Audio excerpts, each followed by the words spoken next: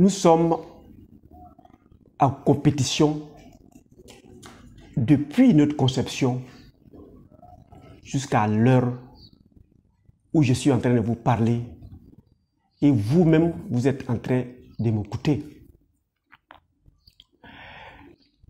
Depuis que nous sommes au stade du spermatozoïde, nous avons compéti pour être là aujourd'hui. Et moi qui parle, et vous qui écoutez. Et nous étions en compétition depuis notre conception avec au moins 20 millions d'autres spermatozoïdes. Et c'est nous qui sommes là aujourd'hui qui avions été les vainqueurs. Nous sommes allés féconder l'ovule de nos mères. Et depuis ce temps, jusqu'à aujourd'hui, nous sommes en compétition. Et chacun à son niveau peut se mettre à réfléchir sur les défis qu'il a pu relever jusqu'à ce jour.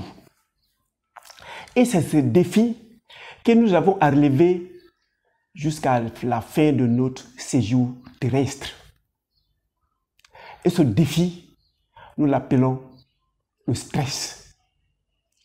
Nous avons à choisir de subir ces défis. Évidemment, nous échouons, ou nous arrivons à dominer ces défis et nous sommes les meilleurs. En 5 vidéos, nous parlerons du stress. Qu'est-ce qu'est exactement le stress? En quoi le stress nuit à notre vie? Et que devons-nous faire pour dominer ce stress afin d'être le champion où que nous soyons et quoi que nous fassions?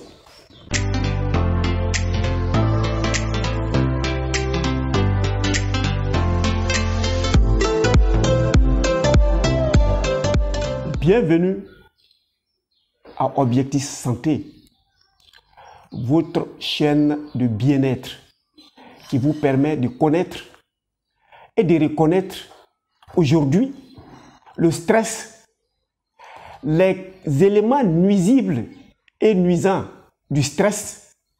Que devons-nous faire exactement pour pouvoir dominer ce stress afin d'être le champion où que nous soyons et quoi que nous fassions? Je suis Docteur Nature. Je vous fais découvrir la médecine de la santé que lorsque vous appliquez, vous allez vivre heureux sur cette terre et pour ceux que ça intéressera, peuvent devenir d'excellents praticiens de cette profession, c'est-à-dire la médecine de la santé. Et aujourd'hui, vous saurez qu'est-ce que c'est que le stress et comment nous devions dominer ce stress. Pour ceux que ça intéressera, nous avons aussi des médicaments produits dans nos laboratoires qui pourront vous aider à vous booster et de vivre mieux. Il y a plusieurs facteurs et indices qui nous indiquent notre fin prochaine. Et ces facteurs sont indépendants de notre volonté. Vieillir ne dépend pas de nous. Nous ne pouvons rien faire contre la vieillesse. Tomber malade ne dépend pas de nous. Nous ne pouvons rien faire si nous chopons une maladie. Dormir ne dépend pas de nous. Même si nous ne voulons pas dormir, notre organisme l'impose à nous. Avoir faim ne dépend pas de nous. Nous avons besoin pour vivre sur cette terre. Et notre existence, c'est de notre naissance à notre mort. Si vous allez dans un cimetière, vous verrez que les tombes sont rangées. Et sur chaque tombe, il y a la date de naissance de l'occupant de la tombe et la date de ton décès. Donc on délimite l'existence de l'occupant de cette tombe, la vie de l'existence de cette tombe, parce que à partir de l'instant où on est décédé, où on est mort, on ne vit plus, donc la vie est terminée. De notre naissance à notre mort, cette vie, chacun de nous aspire à un mieux-être, à une paix, à une quiétude. Mais malheureusement, les aléas, les vicissitudes de ce monde nous pèsent. Et nous devons réagir à ces vicissitudes et à ces aléas. Et c'est notre réaction vis-à-vis à ces vicissitudes que nous appelons le stress. Le stress, c'est notre réaction biologique, physiologique, physique vis-à-vis d'un changement dans notre vie. Et ce changement, cette réaction, nous avons le choix de subir et d'échouer ou de dominer et de réussir. Par exemple, j'ai un ami qui, il y a 2 ou 3 jours de cela, qui me visite et il me dit, monsieur le peureux, devine d'où je viens. Je lui dis, je ne sais pas. Je viens de faire mon injection contre la pandémie. Ah ben vraiment, tu es courageux. Il a sorti le mot. Il dit, monsieur le peureux, la peur fait partie des agents de stress. Un peureux, il va réagir vis-à-vis de la chose. C'est ce qui est arrivé chez mon ami. Vis-à-vis de la pandémie, il avait peur de ne pas mourir de cette pandémie. Il allait se protéger en faisant le vaccin. Il vient trouver son ami qui lui aussi est un peureux, qui ne va pas faire le vaccin parce qu'il a peur de se faire piquer. Donc l'agent stressant dans ce cas de figure, c'est la peur. Vis-à-vis de la peur, le premier allait faire son injection, son vaccin. Le second, vis-à-vis de la piqûre, de la seringue, il n'est pas allé faire son injection. Et vous découvrez que la réaction vis-à-vis de la peur, le premier allait faire son injection. Donc son stress, c'était la maladie. L'agent stressant, c'était la maladie. Et sa réaction, c'était aller se protéger. Alors, quels sont donc les agents stressants? Il y en a tellement. Que si nous nous mettons à les égrener ici, nous allons faire toute une vie. Nous n'allons pas finir. Alors, je prends 2 ou 3 exemples. À partir de ces 2 ou 3 exemples, vous-même qui m'écoutez, vous saurez dans votre environnement immédiat ce que c'est que le stress. Je suivais un vieil homme de 80 ans. C'est son fils qui m'a dit, mon père a une maladie incurable.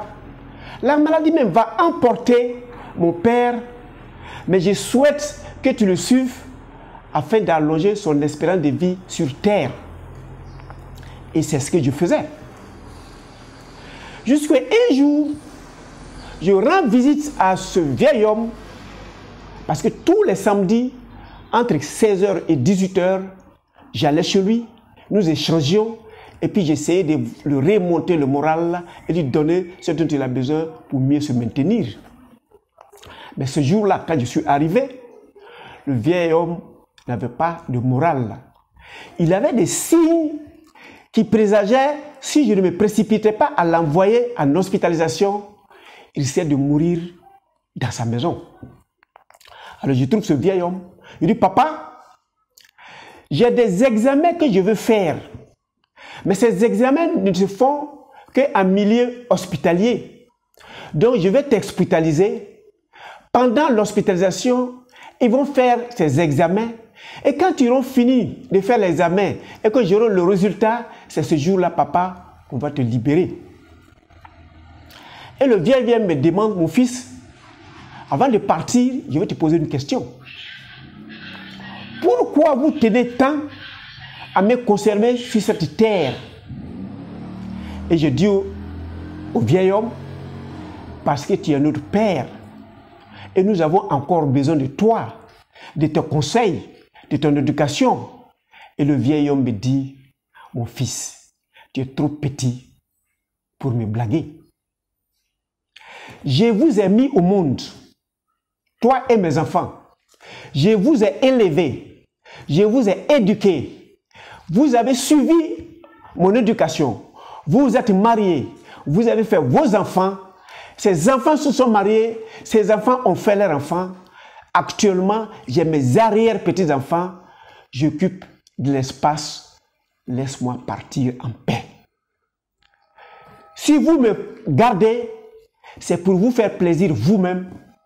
Et non, c'est pas pour moi mon bonheur. Moi, mon bonheur aujourd'hui, c'est d'arrêter de souffrir. Je souffre de ma chair. Le mal que j'ai me ronge. Peut-être que je ne crie pas, vu mon âge, mais je souhaite aujourd'hui sortir de cette souffrance. Je dis, papa, je suis bien d'accord, mais accepte qu'on aille, peut-être avec les examens, je trouverai le meilleur remède pour t'enlever de cette souffrance. Il dit, bon, après, je suis pas la partie.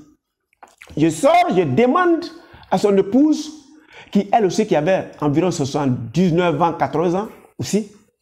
Maman, avec ta permission, je souhaiterais faire partir avec papa à l'hôpital, faire des examens et puis voir comment faire pour trouver des remèdes pour le soigner.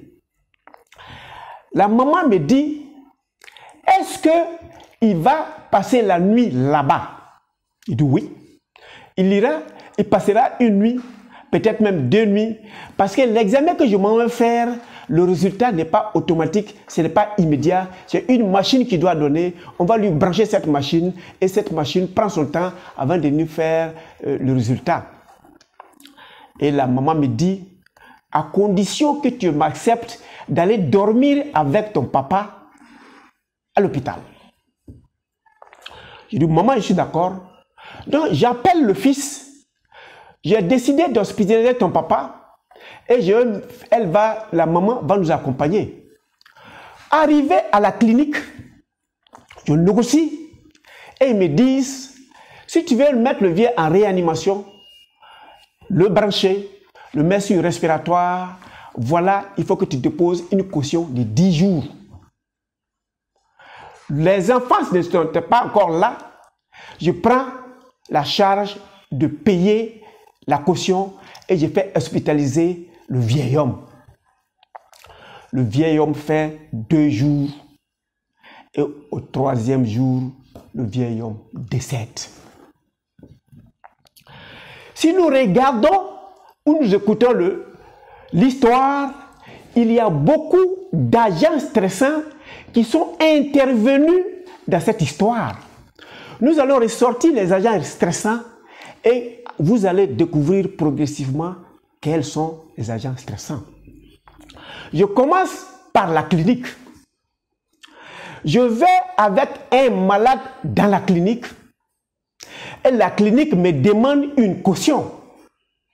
Ce qui veut dire, actuellement, le monde dans sa métamorphose, il n'y a plus de malades, mais il y a des clients.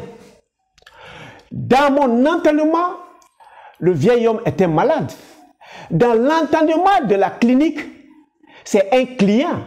Donc, les conditions pour accepter le client, c'est déposer une caution. L'agent stressant pour le propriétaire de la clinique, c'est le malade qui est venu. Le stress, c'est d'avoir suffisamment d'argent avec le client qui est venu. Donc, il accepte le malade en espérant se faire des devises. La venue du patient qui est un client est l'agent stressant. Le stress du propriétaire de la clinique, c'est de se faire des devises, de l'argent. Donc, il l'hospitalise en espérant se faire des devises. Donc, s'acquérir quelque chose, avoir un examen, est un agent stressant. Admis à l'examen, c'est votre réaction au stress. Vous avez eu raison sur le stress. Recevoir le malade est un agent stressant. Le garder pendant 10 jours pour pouvoir consommer le maximum d'argent, c'est la réaction du stress du propriétaire de la clinique. La maman qui n'avait rien à faire à l'hôpital avec ce grand âge avait un agent stressant. C'était, elle vit avec son mari. On va sortir son mari à côté d'elle et ce mari va aller quelque part d'autre. Donc il y a l'isolement qui est l'agent stressant. Quand on va isoler son mari qui est un agent stressant, elle va rester seule dans la solitude qui est un autre agent stressant. La réaction de la maman vis-à-vis de ce stress, c'est de lutter contre l'isolement et la solitude. Et sa réaction de ce stress, c'est de nous accompagner, même si elle ne va rien faire, mais au moins elle est contre son compagnon avec qui elle a vécu au moins 50 ans. Donc la solitude et l'isolement est un agent stressant. Moi, le docteur, conseille à la maison. J'ai pris le vieil homme et j'ai dit au vieil homme, on s'en va faire des examens afin de convaincre le vieux de quitter la maison et accepter d'aller faire l'examen. Moi, l'agent stressant, c'est le signe que j'ai vu en train d'apparaître chez le vieux où il risque de ne même pas faire la nuit dans sa maison. La peur de le perdre et d'être responsable de sa perte, j'ai pris le vieux, je suis allé le confier à d'autres experts pour qu'il s'endosse cette responsabilité en cas où il y a du décès. Donc moi, le praticien, mon agent stressant, c'était la peur. Mon stress, c'était cette peur et ma réaction, c'est de sortir le vieux dans son milieu habituel, de l'envoyer quelque part d'autre, ou même si le pire arrivait, on ne va pas me reprocher quoi que ce soit. Et quand le vieux est décédé, le fils du vieux me félicite. Il dit vraiment, tu es bon. J'avais 2 problèmes. Pour ne pas dire, il avait 2 agents stressants. Le premier agent stressant, il ne faut pas que l'environnement, les voisinages, le parent disent son père est malade, il n'a rien fait. Donc pour lutter contre cela, il fait venir quelqu'un pour suivre son père à la maison.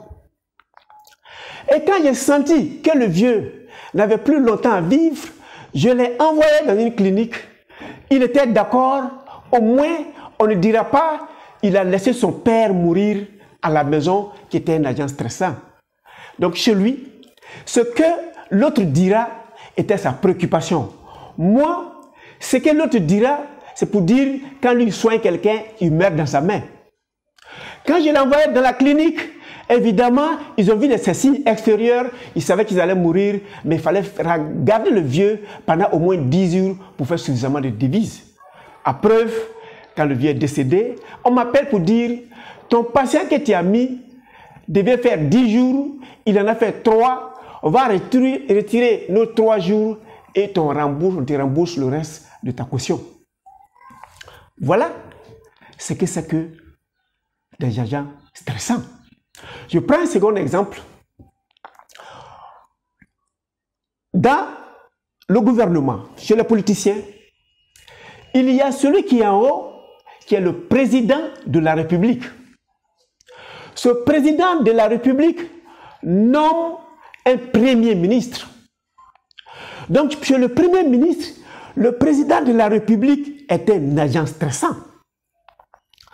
Le premier ministre prend une équipe qui l'accompagne, qu'on l'appelle les ministres.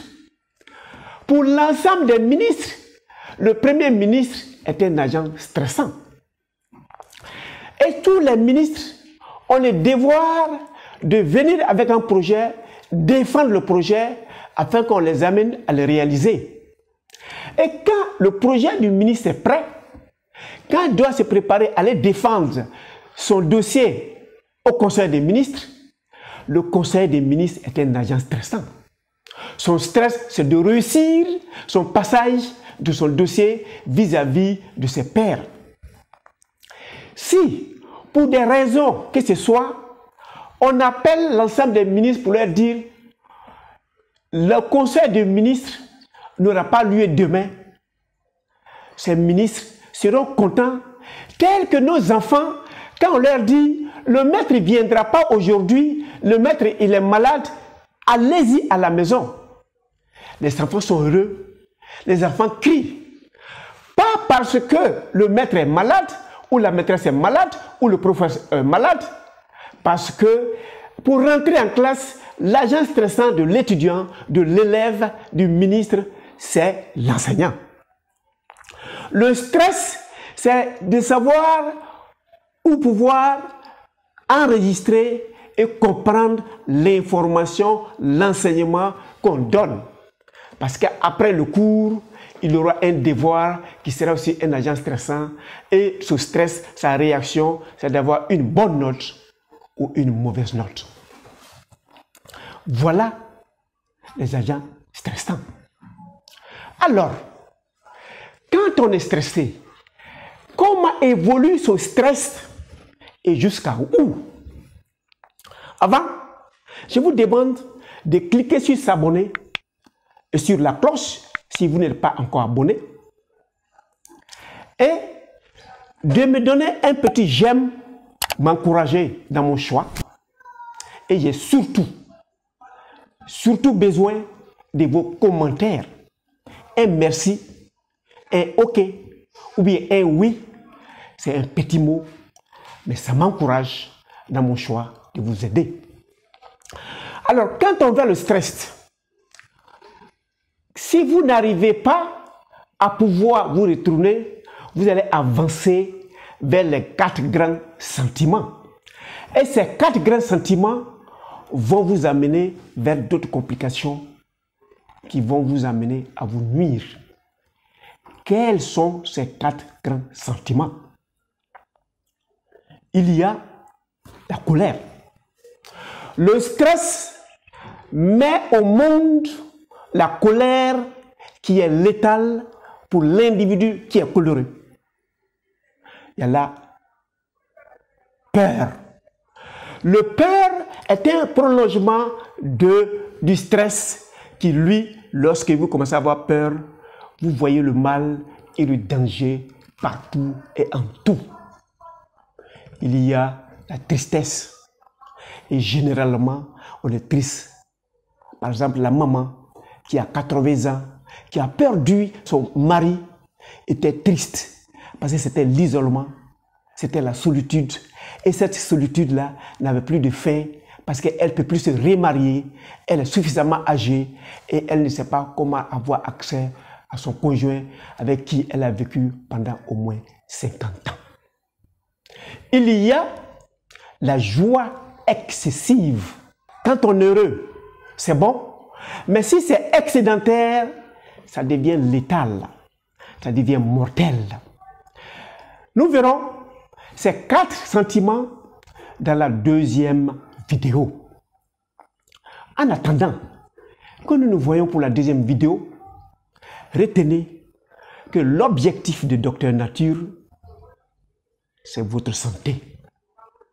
Donc, portez-vous excellemment bien. À la prochaine vidéo.